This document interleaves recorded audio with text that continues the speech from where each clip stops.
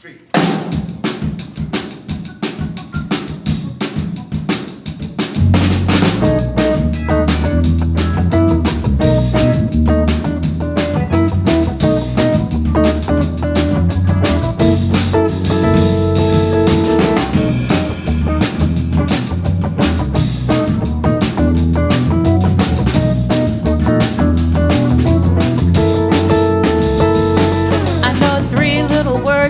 So much and give me power every day. These 3 little words can heal my life and help me get out of my way. Anytime I hit a roadblock, this is what I say. Life is good, let it go. Play full out, yes I can. Tell me more, I am blessed. Be here now, I love you. I know the words that I say will determine the way my life is gonna be. When I say what I feel, then I make it so real to manifest my destiny. I think about what I'm saying, that's the magic key.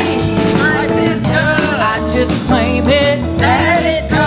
release and surrender. Play full out, Go for it now.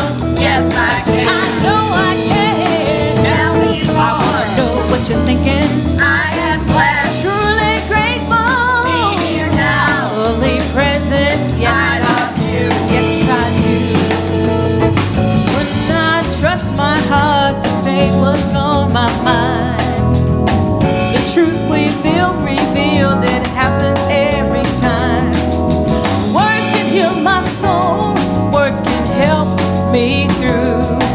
My words determine what I think and feel and say and do.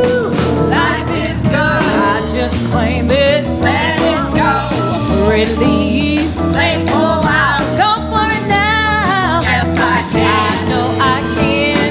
Tell me I wanna more, know what you're thinking about. I am blessed. Truly grateful, Be here now, fully present. I love you. Yes, I do.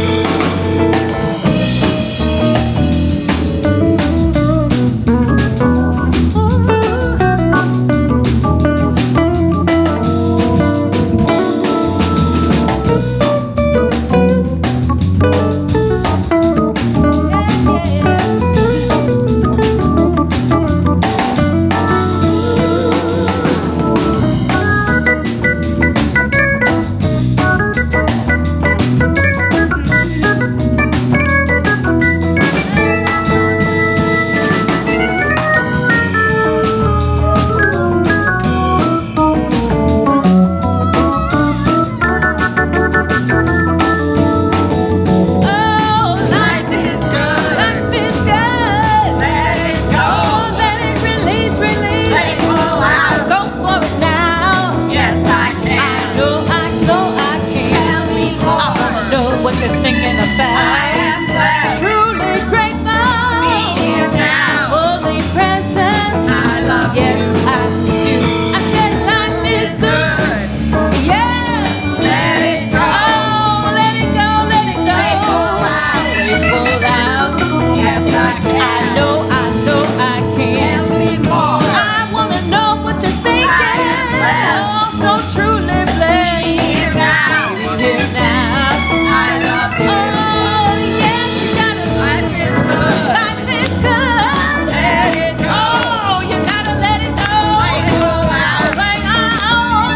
yes I can. Yes, I can. Yes, I Tell me can. more, Know what you're thinking. I am blessed. I'm so truly Be here blessed. now, Don't be so present. I love you.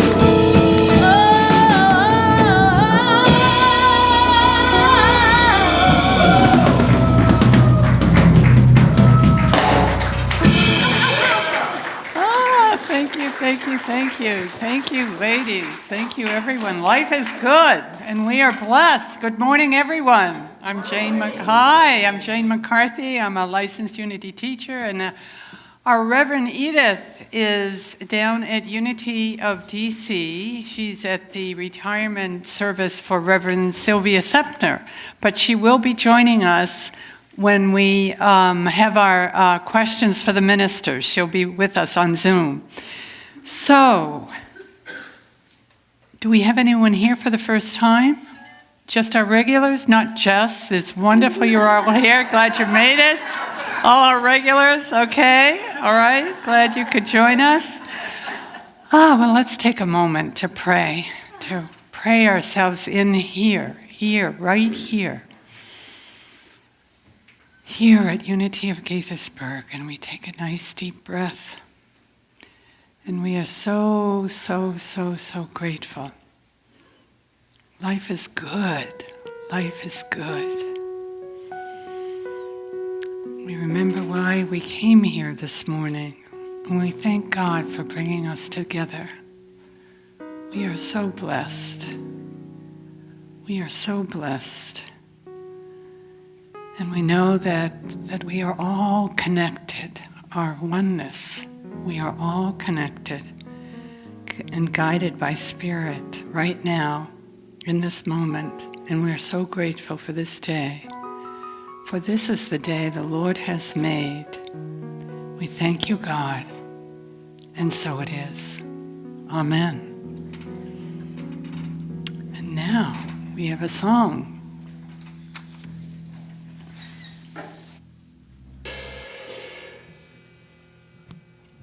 So good morning again. I want to thank our wonderful soloists from our choral assistants from earlier. We also want to welcome Jim, who is back with the subbing for John today.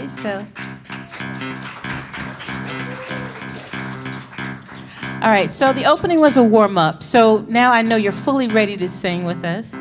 And this is one we do on the regular. So we come together, and we do.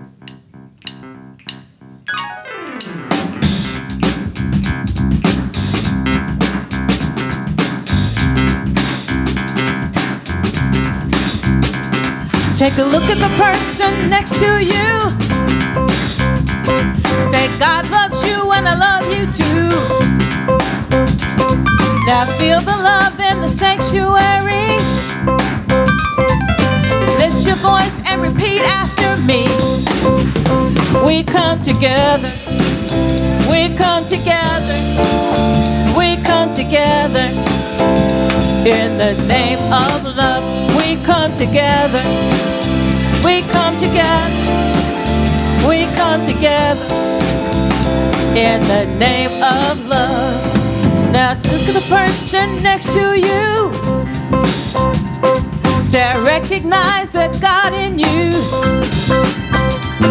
Now feel the love in the sanctuary. Lift your voice and repeat after me. Come on, you got this. We come together. We come together. We come together. In the name of love, we come together. We come together. We come together. In the name of love, from every walk of life, every creed and color. In kinship we unite, in honor of the God in each other. So take a look at the person next to you. Say, namaste, I bow to you. Now feel the love in the sanctuary. Lift your voice and repeat after me. We come together. We come together. We come together. In the name of love, we come together. We come together. We come together. In the name of, let's do it again. We come together. We come together.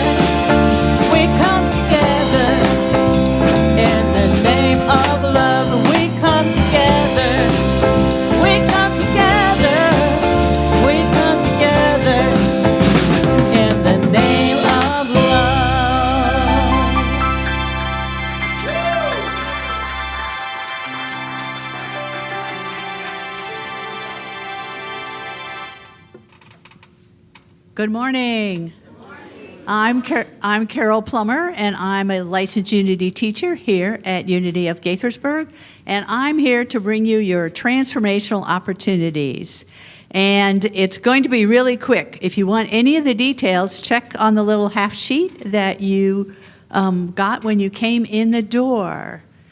And first of all, SEE Week starts today. And if you haven't signed up, you can still sign up. We have an amazing set of classes that are, again, listed on here, and check them out. We have some outstanding instructors, which you will hear from some today, as well as Jane and myself. Energy Healing Sunday is today from 1 to 3, and we have the amazing Donna Columbell, who used to... who used to be a member here, is going to lead us in mindful meditation. So come, and you don't have to have signed up. Come and show up at 1 o'clock.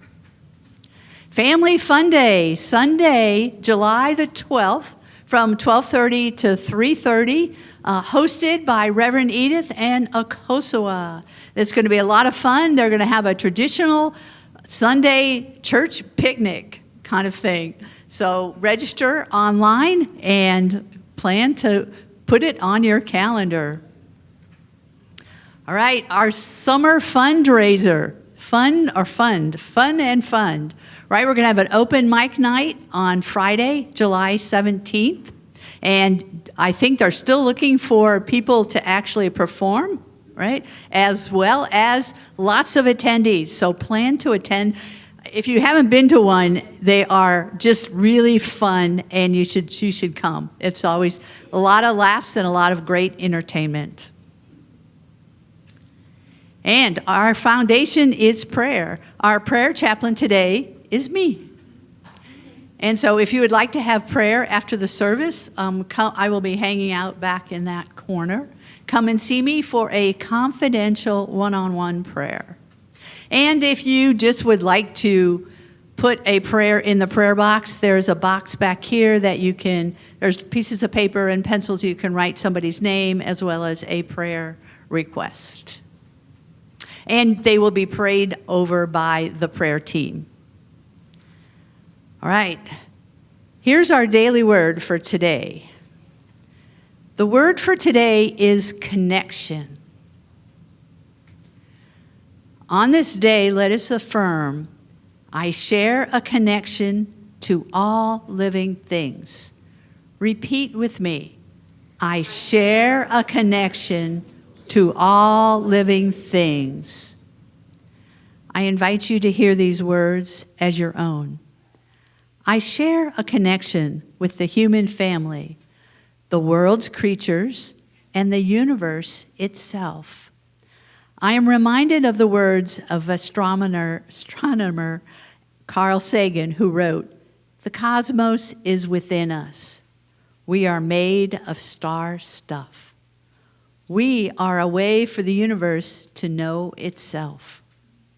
I affirm this cosmic connection and more. I feel I am a part of everything and connected with everyone through the indwelling presence that unites us in God. When the world feels lonely and I am struggling to find my place in it, I remember this cosmic connection and that despite our surface differences, we have much in common. I value my connection with others and seek to make new ones. I treasure these relationships and celebrate our oneness in God.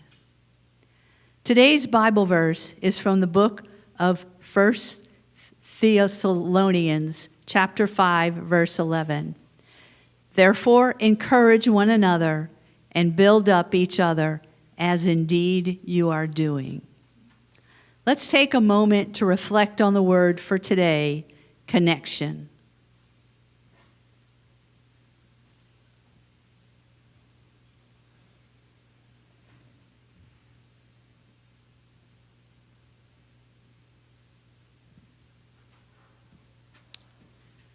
Now's our time for meditation. I invite you to close your eyes if you are comfortable, or lower your gaze. And as you settle into your chair, relax your body and be in the present moment.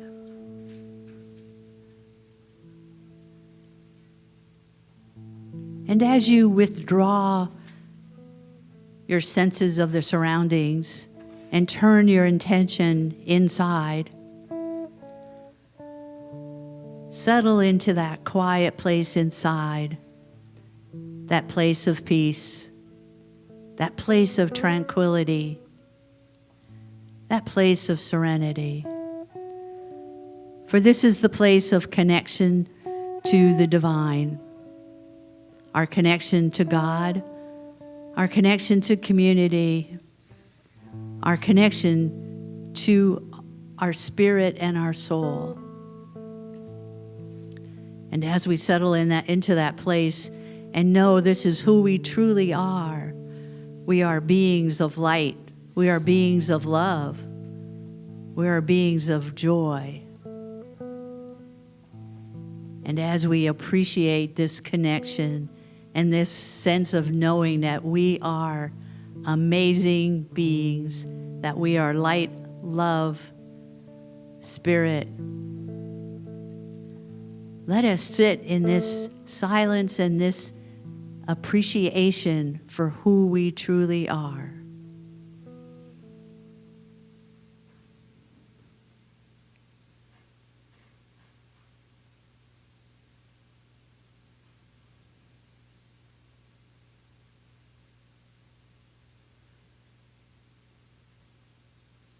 And so we say, I am love to ourselves. I am light. I am joy. I am an expression of the divine. And for this knowing, we are so grateful. And so it is. Amen.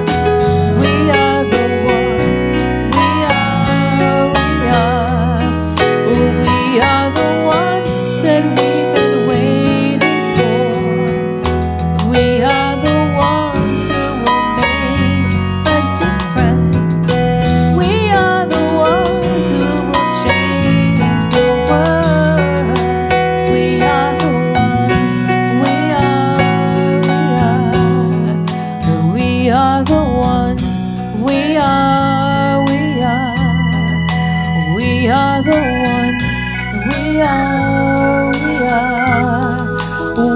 are the ones. We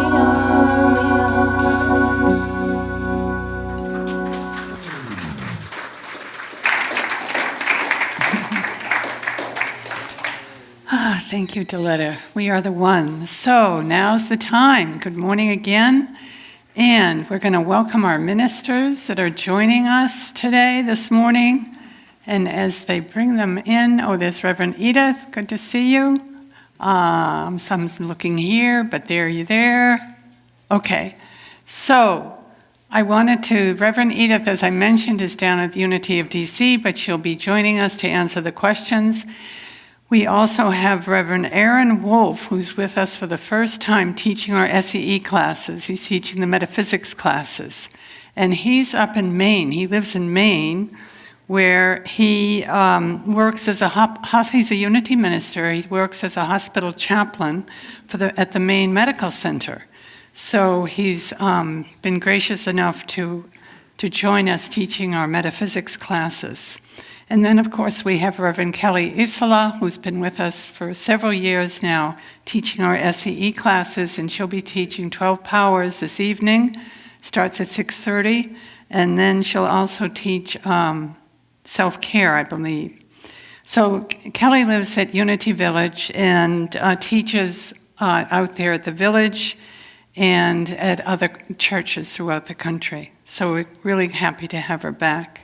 So now I can start, I guess, asking the questions.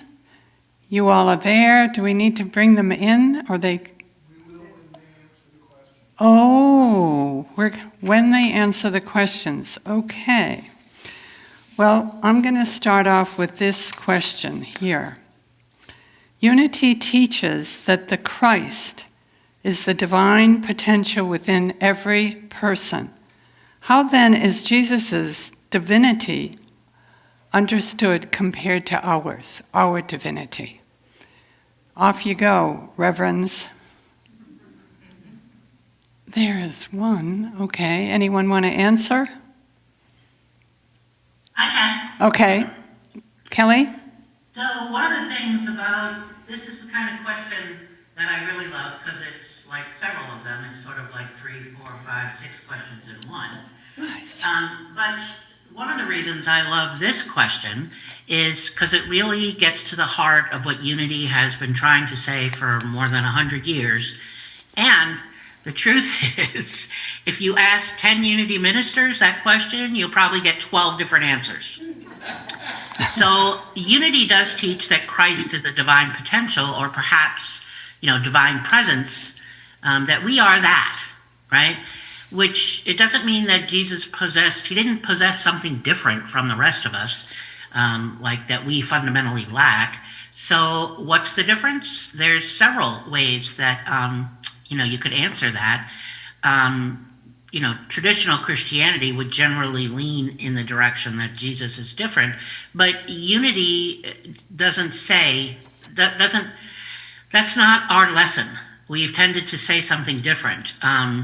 That, Christ is not Jesus's last name. Christ is not a synonym for Jesus.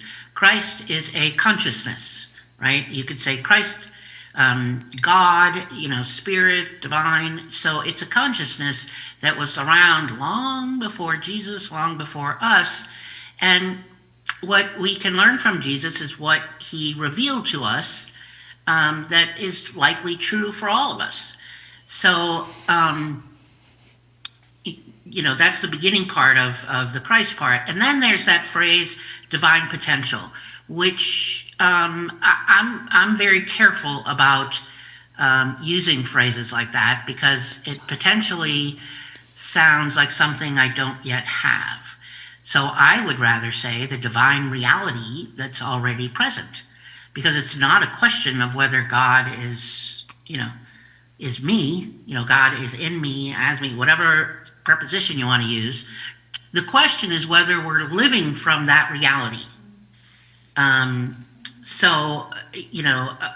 think a better question is, so that's why I don't use anything around potential. It sounds like it's just out of reach. right? And I understand why it's used. It's sort of like a little, it could be a seed, like something's coming. But I'd rather live with how am I living from the reality that's right here in front of me. And Jesus wasn't different. He didn't try harder. He wasn't spiritually superior. He just transparent about being in service to those around him. And so I actually don't spend much time comparing Jesus and me because it's a kind of a strange competition. I'm more interested in what did Jesus reveal about humanity, because that's where my world is, and it's something to learn. Yeah, and Kelly, I think that it's one and the same. Jesus, you, me, Reverend Edith, Jane, we all have the same abilities that Jesus had. And like Jesus said, greater things than I shall you do also, which I very much has kind of been part of my credo and following in his steps and going beyond that. Thank you. Now I'm going to go into this next question, which I have trouble understanding, so it'll be really great to see the enlightening we're going to get from our ministers. What is a good heart coherent practice to use? How can we as a unity community practice heart coherence together and send out love and light to bless humanity and Mother Earth? It's all yours. Go ahead, Edith. You like this one. I do. So, hey everybody. Sounding a little bit like deep because I had laryngitis and didn't have a voice at all when I came back off of my little vacay. But I can talk. Eve, I got a voice. Even though I sound like a man. But anyway, so there's been times that during the service when we're going into meditation, perhaps, that I've invited you to, when you're doing your breathing, that I've invited you to take a breath as if you're breathing into your heart. And I'll preface that by saying, think about someone you love and appreciate. That it could be someone who is, two-legged, four-legged. Well, I don't say wings, but they may have wings too, birds and whatnot.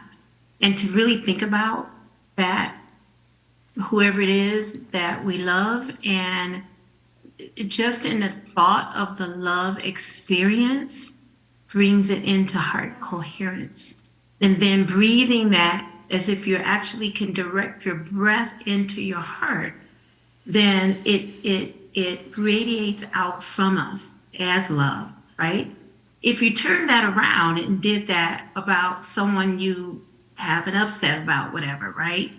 Then it's going to be a dense kind of, your body even acts differently when it's in an upset or someone who we don't have any, love about, perhaps, than it is when we put in the love part. So for me, when I'm practicing that, I feel as my heart expands when I'm practicing, I feel like it's almost like my cells are taking a breath, an expansion, there's space between there, and the energy that I'm emitting from my body is way different than when I'm pissed off, just saying. And so in the whole heart coherence, it's bringing our awareness and our mind back to that space of love, appreciation, which brings love, joy, and for me, it brings a sense of calmness and peacefulness that I don't have when I'm the opposite of that. That's what I got. Kelly, what you got?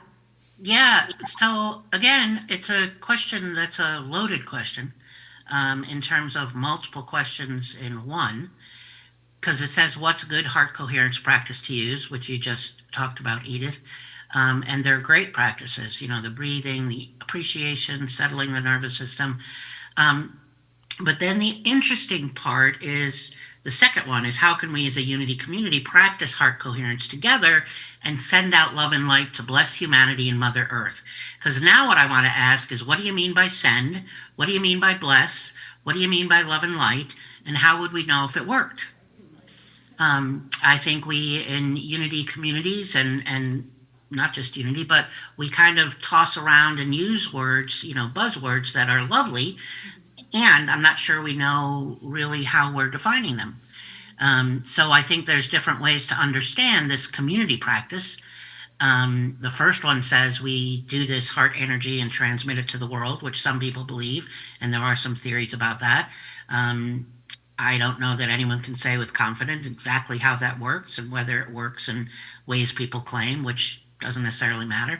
But the other second understanding that I think is much more important is really that we say we're gathering together to cultivate compassion, gratitude, and connection, which changes us.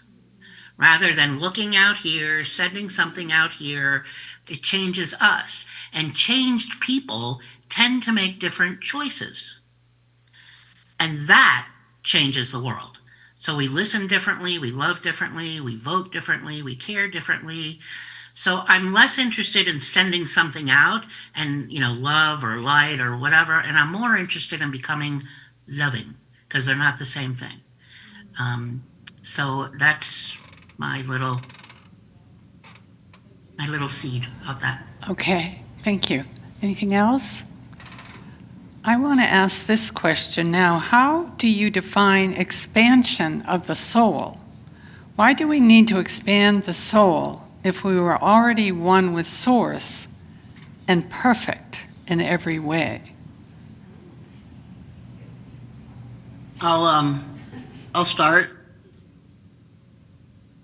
So every time you pray, you expand your soul.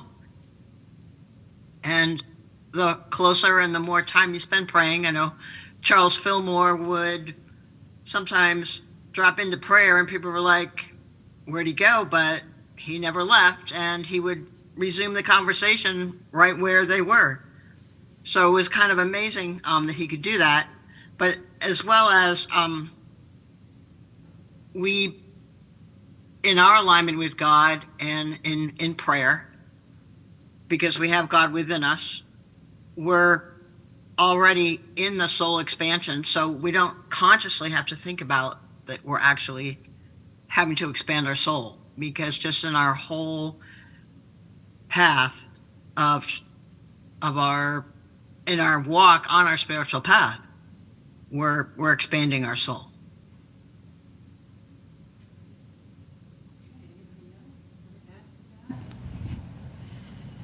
All right. You got something, Edith? Yeah. So I was thinking about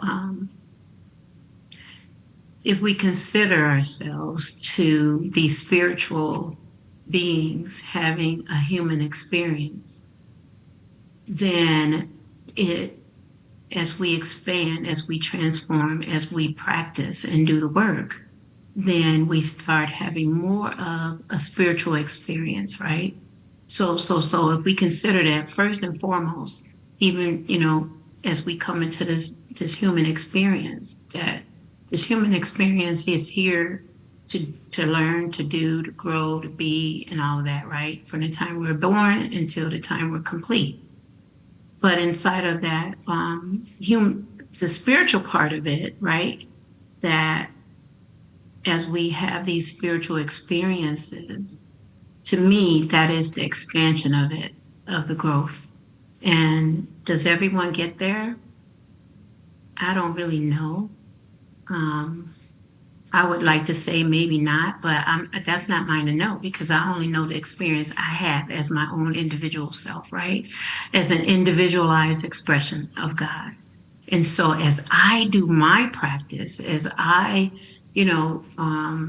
see that I have mistakes that I make, then I can self-correct or learn what is it that how do I want to show up, right? And in doing that, I'm becoming more of that spiritual experience that I'm talking about. Yep. So I'm taking the challenger route once again. Shocker. Um, but again, I go in and read between the lines and I look for the unexamined and unconscious assumptions. And the first one is assuming that the soul expands. And even before that, I would have to ask, what do you mean by soul? Because if combined, Charles and Myrtle, there was about 5 different definitions for soul. So that's kind of the first place, so that I understand what you're asking.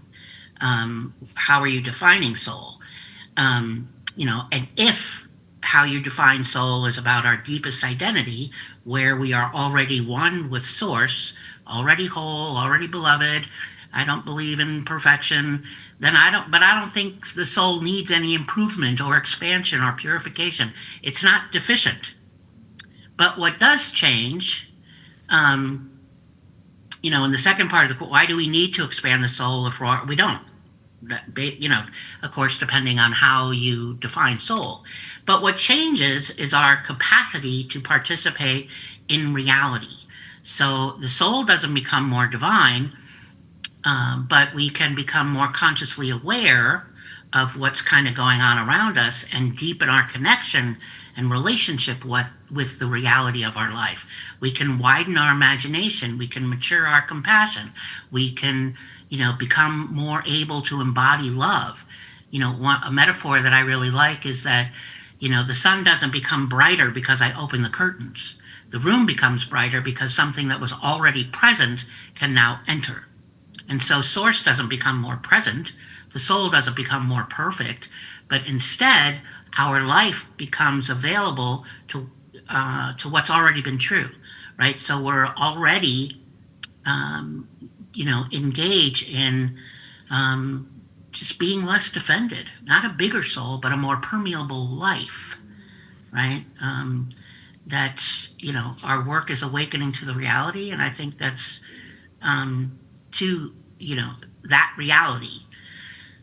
You can look at a cup and a bowl, and they're both, they can both be full, right?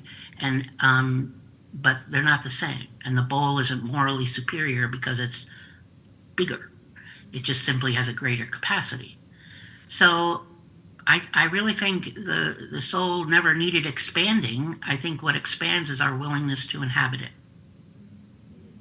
It's great because, when I was considering this particular question, I didn't even separate out soul. Oh, they're talking about soul, right?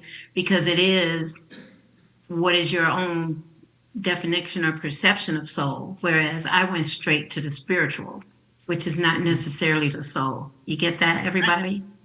Yeah. So not soul necessarily in what I was saying, but looking at us being spiritual beings, having a human experience that have a spiritual experience, which is separate from soul, really. Yep.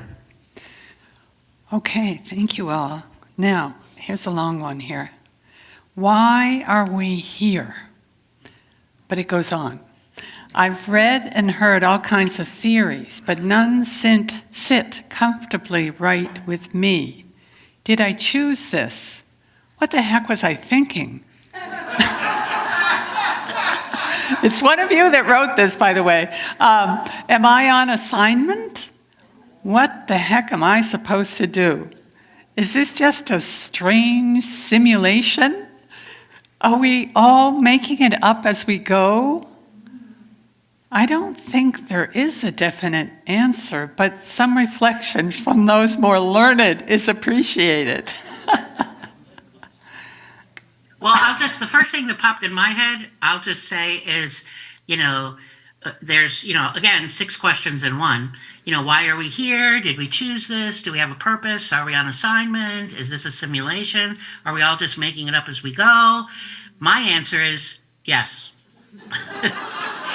not because all of those are true necessarily, but because we human beings have been asking some version of these questions for thousands and thousands of years.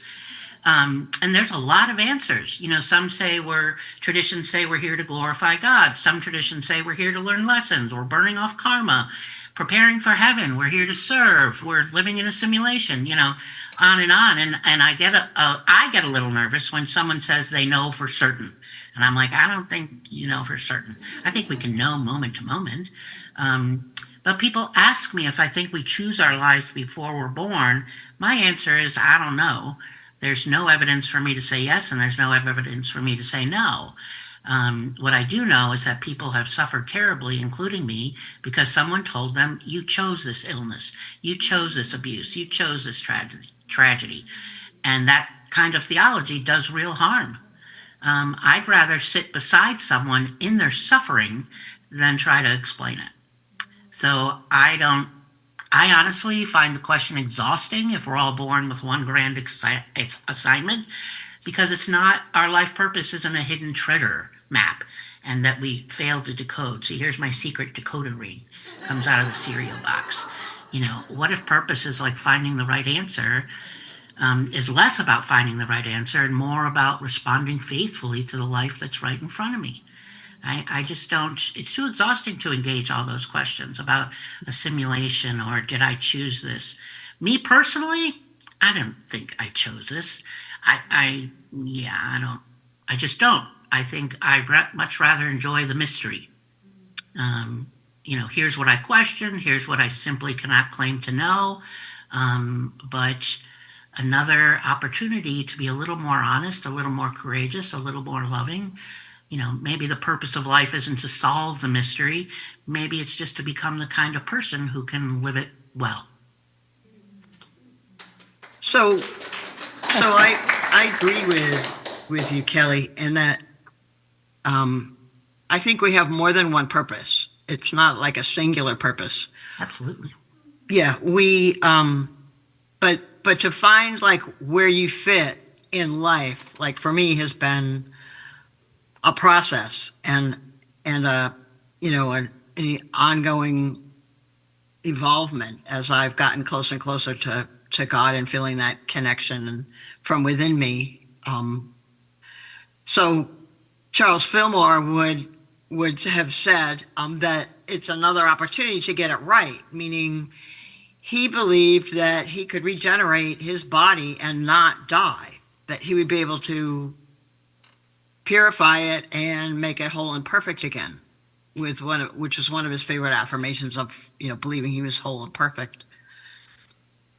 But really, as I've gotten on farther into my life, it's really all about love. I mean, our purpose can be to be loving, besides all the other things that we do. So if we're really being loving and open and affirming and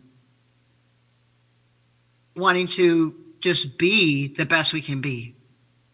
And it will come along as you observe yourself and how you show up in the world and with your consciousness as it evolves and grows.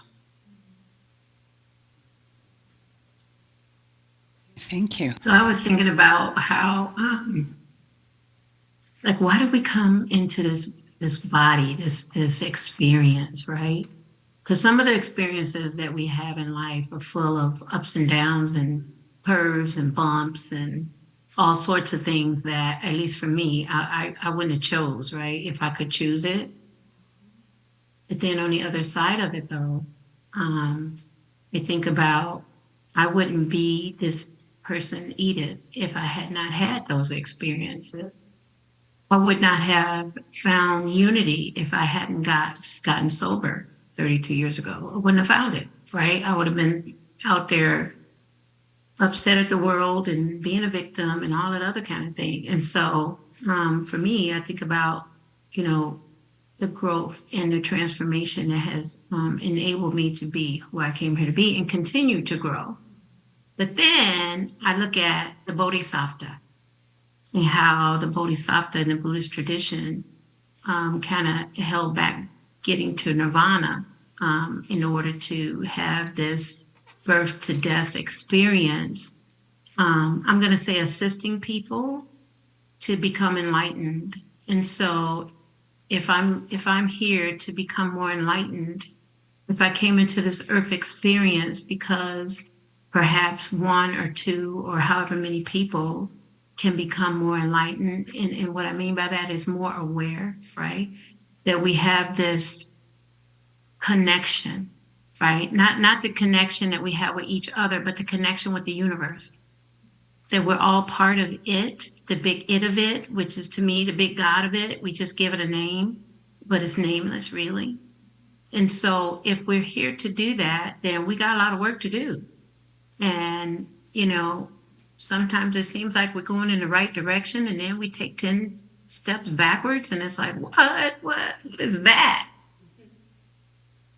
But I would love to see what it feels like to reach nirvana, to reach that enlightenment, to reach, that Christ itself, right? That anointed one that it talks about, and see what it's like if we all are able to get there together. That's what I got. Thank you. What's interesting is I want to circle back because, Aaron, you brought up Charles, and so I want to give Myrtle a voice. And what's interesting is that she would have answered this series of, it's kind of like 6 questions in one, which is a great question. When I say that, I'm not trying to pick on anybody. We're so inquisitive, and I love that. But I think she would have, I'm pretty confident, based on the thousands of letters that I've read, is that she really didn't spend any time on this stuff about soul agreements and pre-birth contracts and whether you chose this or that. Not because she was against speculation, it's just that she was relentlessly practical. And none of that mattered, because her question, she had really no interest in explaining everything. Her orientation is what helps us live. She wouldn't, why are we here? She'd go a completely different route, not into some abstract theology thing, but just simply to love, to create, to serve, ordinary things. She was very ordinary, earthy. If someone were to say, did I choose this life? A soul contract, she'd probably laugh at us and go, honey, whether you chose it or not, here you are. So how are you going to meet it? The same thing with Am I on Assignment? She would not, she would talk about your assignment today, and that your purpose emerges through your living, right? About how you're living today in forgiveness, how you're caring for your body. And, when someone says, well, what the heck am I supposed to do? What's my, discerning my purpose? She would be very, well, what do you think it is? To pray, to serve, to love? Like, she doesn't get into all this heady, spiritual, etheric language and conversation. She's like, what are you doing? How are you being in right relationship with the life you have right in front of you? Thank you, Kelly.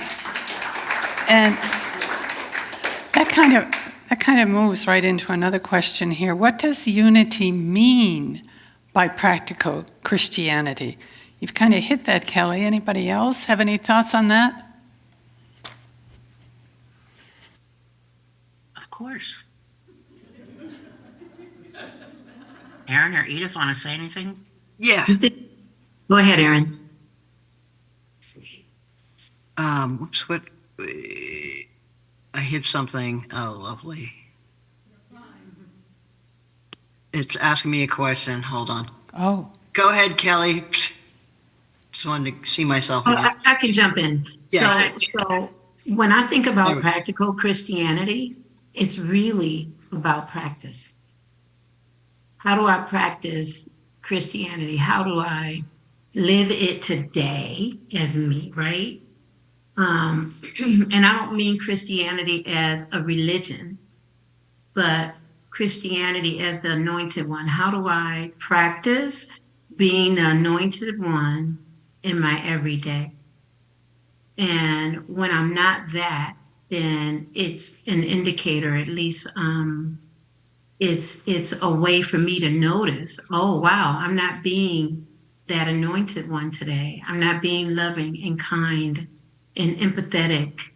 And so in the practical part for me, as I define it today, is really about my daily and moment by moment practice. I often talk about it when I'm driving down the highway and somebody cuts me off or the police are there and I'm like, y'all not gonna get me today because I'm having a good day. So practicing that being an anointed one. Okay, I have always, from day one of 40 years ago, when I found Unity, thank God, because I consider it saved my life. But I have found it practical from day one. And at the time, I was operating a landscaping business on Cape Cod, and the knowing that I didn't have to have all the answers was super helpful, because when you're running your own business, you wear almost all the hats, and trying to line up everything and have enough income coming in and the whole thing. So the timing couldn't have been more perfect.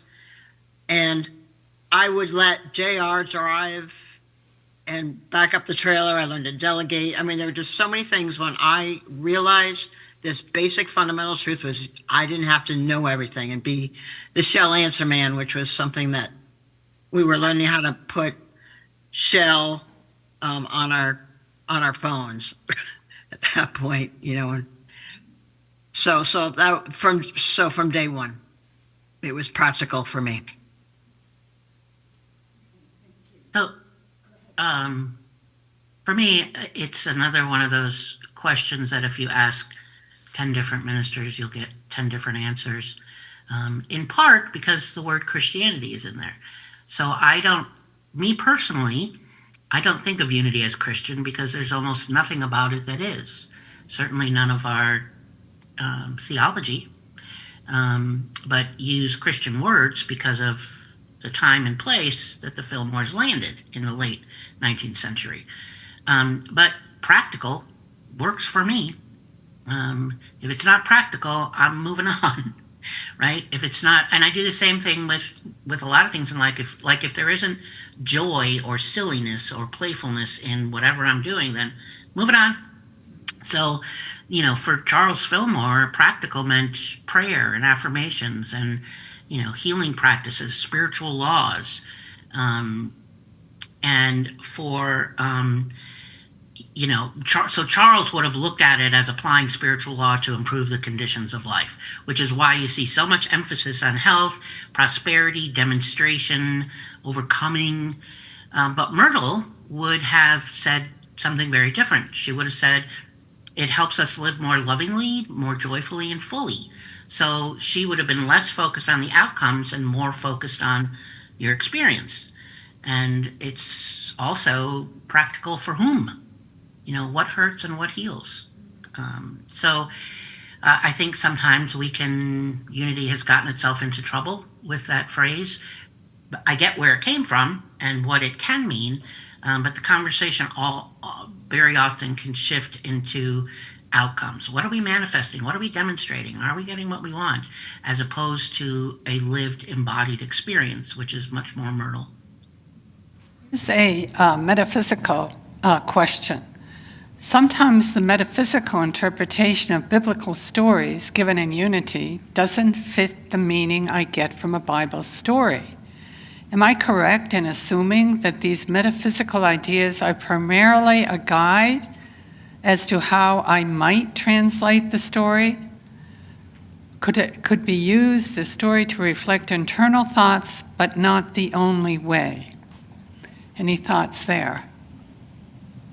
So for me, it's the metaphysics. The metaphysical terms are a guide. The interpretation really is for you and how it is relating to your life. That particular situation you may have just had that brings out the elements of the story and who you identify with in the story as a character in the story. if you relate to any of them. And if none of the situation, the Bible story, none of it resonates, then move on.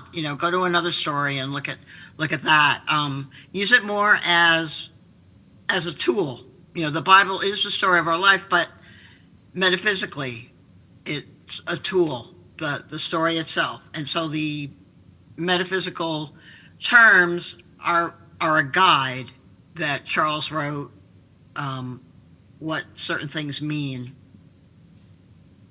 So, I hope that makes sense, because it's really a more personal interpretation of Bible stories, using the metaphysical terms as a guide. And if you just had a situation in your life that story aligns with, and with one of the characters in that particular story, then it has relevance for you. Otherwise, it doesn't. It's like saying a banana is just a banana. So I'm complete. Well, I have, of course, my heretical apostate response. But first, what I want to make sure is clear is that metaphysical Bible interpretation and metaphysics are two very different things. They don't have anything to do with each other. Metaphysical Bible interpretation is kind of, somewhat like what Aaron said. There is this big book that's called Metaphysical Bible Interpretation that was put together by a group of people that gives you the potential interpretation of people and places and events, all kinds of different things. And it is a tool, not the tool of interpretation. So, and the thing that's also getting mixed in here in this with this question is sort of navigating between metaphysical Bible interpretation and maieutic interpretation. So metaphysical Bible interpretation is much more out here, right?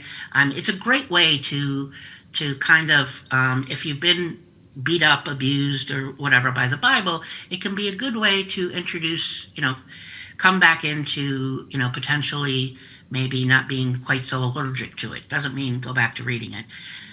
But the thing that's often missing for me is that people will do a metaphysical interpretation, like they'll pull scripture out and, go to the metaphysical interpretation, the Bible, Metaphysical Bible Interpretation book, and look up some words, and here's what that means, without ever knowing the context in which the original scripture is coming from. And once you know that, if you take some good Bible classes, then it absolutely changes what something means for you, whether you're doing metaphysical Bible interpretation or maieutic. And maieutic is closer to what the question was, is, so what does this mean for me? And it doesn't matter what it means to anybody else. It's where's the gold or the gems inside this story? And if there aren't any, okay. But it's really, metaphysical Bible interpretation is really just a devotional tool. It's not there are many, many interpretations of Scripture. Metaphysical Bible interpretation is simply one. Thank you. Kelly, so hasn't this been wonderful? One last question for our ministers this morning. Give us a favorite affirmation of yours, and how has it manifested in your life? Okay, so I'll give you a quick one. I am divine love. It is alive as me. That's enough. So I have one that's really been more of a guide than anything else, I would say, and that is it's also my credo, where life is consciousness and relationship. So the consciousness that you show up in, your frame of mind, your presence, that dictates how the relationship is going to go in the next 30 seconds, in the next 5 minutes, because it could be with someone that you've never met before, or someone that you've known forever. And that's, so life is consciousness and relationship. That's what I would say It's my credo. It's my favorite affirmation. So mine is, so here's the thing. There's been a traditional way of doing affirmations for over a century. And the denials and affirmations comes from Charles Fillmore, not Myrtle, although Myrtle said affirmative things. And I think this is one of those areas that unity needs to evolve some. So what I'm about to say would not be a traditional affirmation necessarily. However, it absolutely meets, enhances the relationship I'm having with life right here. And so mine is, I give myself large doses of grace. Period. I give myself large doses of grace. And the reason that it doesn't say I need to attract something, I'm demonstrating, I'm creating, I'm manifesting. It doesn't attempt to control reality, but it allows me to go, oh, right, sometimes life is difficult. Sometimes I struggle, right? And so grace is doing a lot of the work. I don't have to deserve anything to have it. It's not about getting somewhere or becoming something or achieving a result. It's the affirmation, I give myself large doses of grace, allows me to breathe and come back into relationship with me. Thank you, all of you. Let's give our ministers a grand hand here. Isn't that great? Something different? So we are complete and we're saying goodbye to them. Bye-bye. Bye. Thank you. And then I'm done. All right. Wasn't that good? Do you like that? Was it helpful?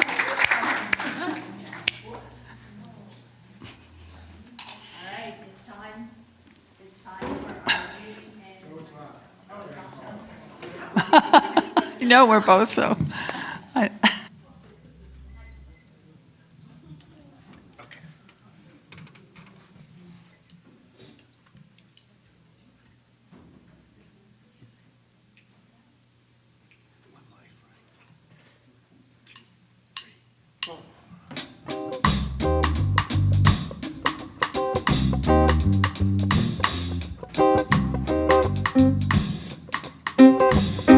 There's only one life, and life is God's life. That life is perfect. That life is my life now. There's only one life. That life is God's life. That life is perfect. That life is my life now. There's only one holy substance flowing in and throughout creation. And right here in this very moment, we are an expression of it. We are a beloved expression, born of perfection. Let's raise our hands and celebrate, because we know there's only one life. That life is God's life. That life is perfect. That life is my life now. There's only one life. That life is God's life. That life is perfect. That life is my life now. There's only one holy substance flowing in and throughout creation. And right here in this very moment, we are an expression of it. We are a beloved expression, born of perfection. Let's raise our hands and celebrate, because we know there's only one life. That life is God's life. That life is perfect. That life is my life now. There's only one life. That life is God's life. That life is perfect. That life is my life now. There's only one life. That life is God's life. That life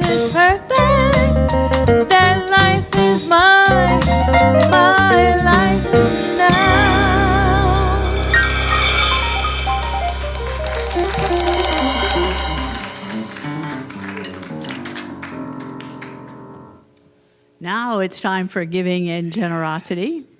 And this is our time to give back. Did you all like that? So this is an opportunity for you to contribute to the to the community. And there's lots of ways to give. There's envelopes on the back of the chair that you can put into the little box in the back. You can go online. You can text to give. You can become a consistent giver. And let's do our blessing. Divine love through me blesses and multiplies all that I have, all that I give, and all that I receive, and I am so grateful.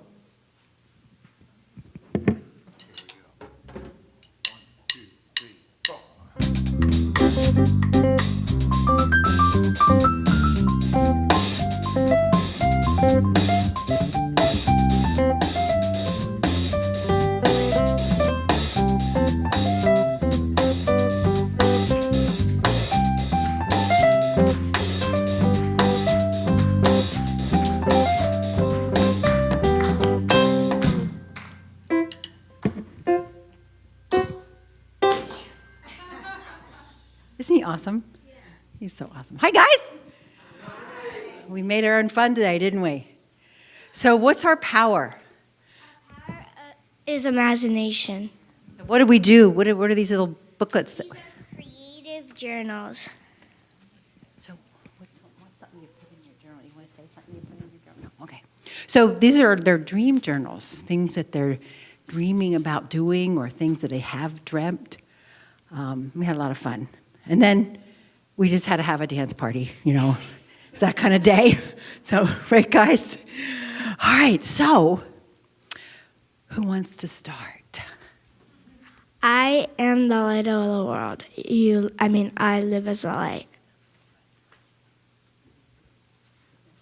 You are the light of the world. You live as the light. And?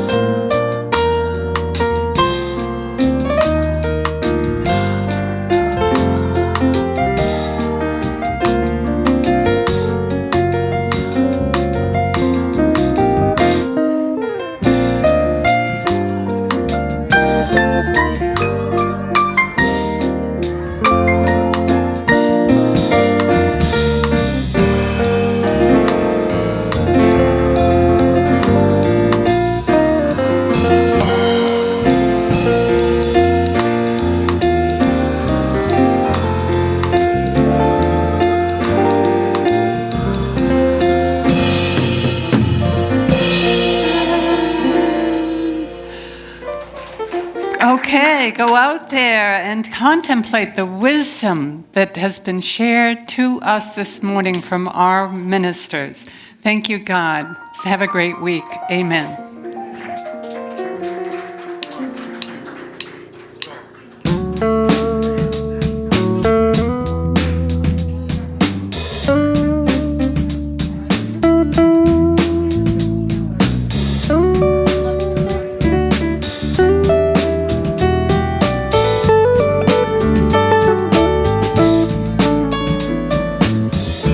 Thank you for being here. And as we part, please accept this gift of song. Wrapped in the melody is the love that keeps us strong. I am grateful for you. You make my heart dance and sing. Be well, my friend, be a blessing to all with the love that you bring. Thank you for being here. And as we part, please accept this gift of song. Wrapped up in the melody